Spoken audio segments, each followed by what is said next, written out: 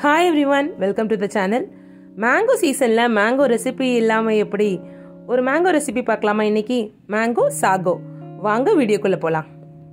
So first இதுக்கு வந்து sago அதாவது ஜவ்வரிசியை வந்து நம்ம ஊற வச்சுக்கலாம். நல்லா வாஷ் பண்ணிட்டு ஊற வச்சுக்கோங்க.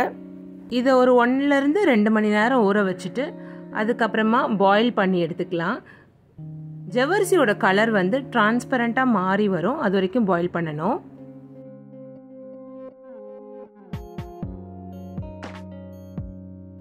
இது கூடவே இன்னொரு பேன்ல பாலை பாயில் பண்ணிட்டு நல்லா ஆற வச்சு எடுத்துக்கோங்க. ஜவ்வரிசி எல்லாம் டிரான்ஸ்பரண்டா மாறி வெந்த உடனே அதை வந்து லைட்டா வந்து வடிகட்டிட்டு லைட்டா தண்ணியை வச்சு வாஷ் பண்ணி தனியா எடுத்து வச்சுக்கோங்க. லேட்டா யூஸ் பண்ணுவீங்கன்னா தண்ணிக்குள்ளவே இருக்கட்டும். ஒரு 1/2 டீஸ்பூன் போல சப்ஜா சீட்ஸை ஊற வச்சு தனியா வச்சுக்கோங்க. இது ஆப்ஷனல் தான்.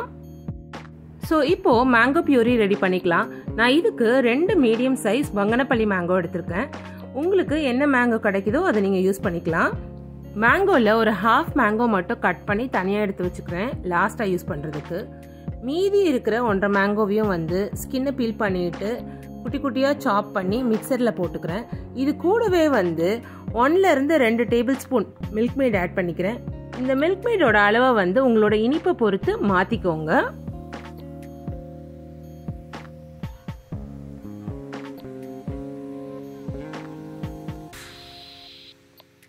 ஸோ ஃபர்ஸ்ட் இந்த மிக்சரில் நம்ம மேங்கோவையும் இந்த மில்க் மேடையும் ஆட் பண்ணதை ஃபஸ்ட்டு அரைச்சி லைட்டாக பியூரி எடுத்ததுக்கப்புறமா 1 கப் ஆறின பாலை வந்து இதில் ஆட் பண்ணிக்கோங்க. ஆட் பண்ணிவிட்டு திருப்பியும் ஒரு ரவுண்டு கிரைண்ட் பண்ணி எடுத்துக்கோங்க.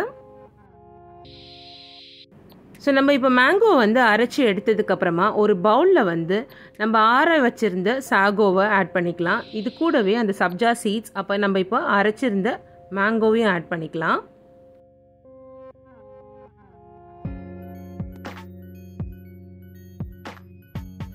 இந்த ஸ்டேஜில் உங்களுக்கு வேணும்னா மில்க் மேட் வந்து எக்ஸ்ட்ரா ஆட் பண்ணிக்கோங்க. பிகாஸ் நம்ம சப்ஜா சீட்ஸ் எல்லாம் ஆட் பண்ணுறதுனால இது கூடவே எக்ஸ்ட்ரா மில்க் வேணும்னாலும் ஆட் பண்ணிக்கோங்க.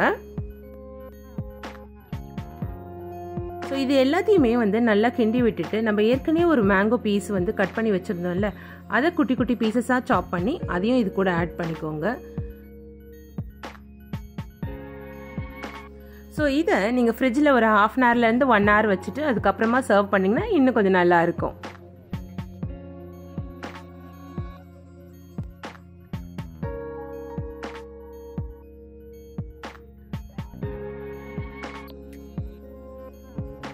ஸோ என்னோட ஸ்டைலில் mango sago is ready to serve. இந்த வீடியோ உங்களுக்கு பிடிச்சி யூஸ்ஃபுல்லாக இருந்துச்சுன்னா லைக் பண்ணுங்கள். ட்ரை பண்ணி பார்த்துட்டு கமெண்ட்லேயும் சொல்லுங்கள் எப்படி இருந்ததுன்னு. For regular updates, channel க்கு subscribe பண்ணிக்கோங்க. Thank you all for watching.